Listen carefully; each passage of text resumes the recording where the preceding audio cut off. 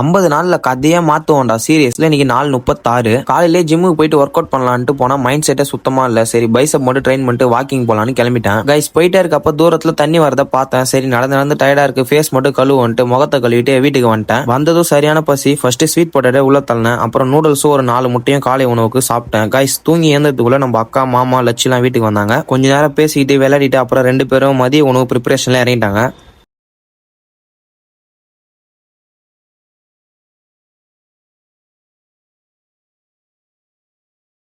அப்புறம் guys ready ஆனதும் கும்பலாக உட்காந்து சாப்பிட்டோம். அப்புறம் ஒரு 6 மணி போல 65 போட்டு கொடுத்தாங்க. சும்மா லைட்டாக மட்டும் தான் கைஸ் சாப்பிட்டேன், நிறையாலாம் சாப்பிடல. அப்புறம் கைஸ் எங்கள் மாமா எங்கள் ஜிம்மை பார்க்கணுன்னாரு. சரின்ட்டு எங்கள் மாமாவும் லட்சியம் சேர்த்து கூட்டின்னு போயிட்டோம்.